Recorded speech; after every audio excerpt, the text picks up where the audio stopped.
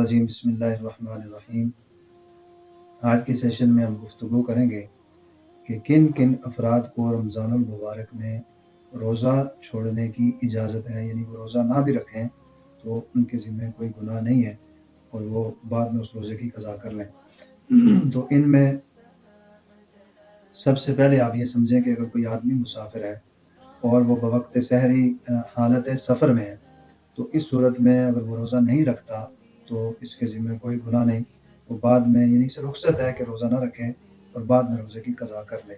لیکن اگر بوقت سحری وہ اپنے گھر پہ تھا اور بعد میں اس نے اپنا جو ہے وہ سفر شروع کیا تو اس صورت میں روزہ رکھنا اس کے ذمہ ضروری ہے۔ لیکن آج کل یہ ہے کہ اگر سفر میں اتنی مشقت نہیں ہے تو روزہ رکھنا زیادہ بہتر ہے، کیونکہ غیر رمضان میں وہ فضیلت نہیں ہو سکتی جو رمضان المبارک کے ایک روزے کی فضیلت ہے۔ حدیث مبارکہ میں بتا ہے ساری عمر یہ آدمی روزے رکھتا رہے تو رمضان کے ایک روزے کے ثواب کا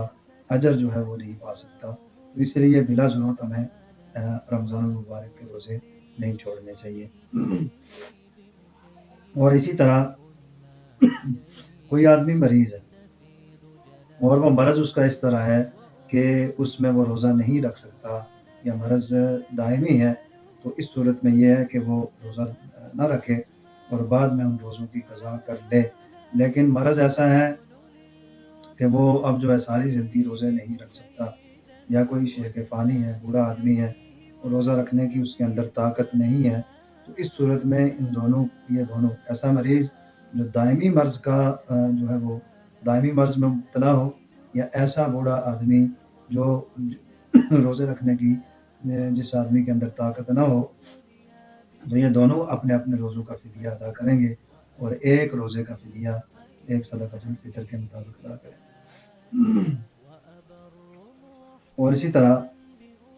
روزے کی حالت میں اگر کوئی آدمی شدید بیمار ہو جائے اور مثلا یہ ہے کہ چھوٹے پیشاب کی تکلیف ہے، کسی آدمی کو شدید جلن ہو گئی اور یا پھر کوئی بھی صورت ہے، اب اس کا کوئی دوسرا حل ان کے پاس موجود نہیں ہے سوائے کھانے اور پینے کے، یا کوئی آدمی گر گیا، ایکسیڈنٹ ہو گیا حادثے میں، تو اب اس آدمی کو جو ہے یہ دو اشخاص جو ایسی بیماری میں روزہ رکھا ہوا ہے لیکن اب بیماری اس طرح کی آ گئی یا حادثہ اس طرح کا آ گیا کہ روزہ توڑنا چاہیے تو روزہ توڑ دینا بہتر ہے، بعد میں روزے کی قضا کر لے تو اس آدمی کے ذمہ بھی گناہ نہیں ہوگا جو بوجہ مجبوری اپنے روزے کو توڑ دے۔ اسی طرح حاملہ عورت ہے اور وہ اپنے جو ہے اگر وہ روزہ رکھتی ہے تو یا اپنا خطرہ ہے اپنی جان کا یا بچے کے جو ہے غذا یا اس کی جان کا خطرہ ہے، تو اس صورت میں جو ہے شریعت مطہرہ نے اجازت دی ہے کہ آپ جو ہے فی وقت روزے نہ رکھیں، اب جب ولادت ہو جائے یا ولادت کے بعد جس وقت بھی آپ کو مناسب ہو وہ آپ اپنے روزوں کی قضا کر لیں۔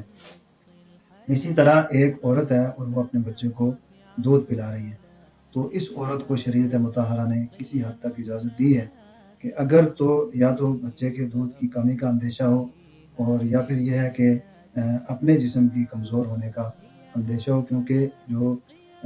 دودھ پلانے والی عورتیں ہیں ظاہر سی بات ہے یہ غذا کا استعمال کریں گی تو بچہ دودھ پیے گی، تو اسی صورت میں پہلے تو یہ دیکھنا چاہیے کہ اس کا متبادل کوئی انتظام ہو سکتا ہے یا نہیں ہو سکتا۔ اگر متبادل کوئی انتظام نہیں ہے اور وہ بچہ یا بچی کوئی اور دودھ بھی استعمال نہیں کر رہے تو اس صورت میں اس عورت کو اجازت ہے تو وہ اپنے بچے کی صحت کے لیے اور اس کی غذا کے لیے اپنے روزے کو چھوڑ دے اور بعد میں ان روزوں کی جو ہے جتنے روزے چھوڑے ہیں ان کی قضا کر لیں۔ تو یہ وہ چیزیں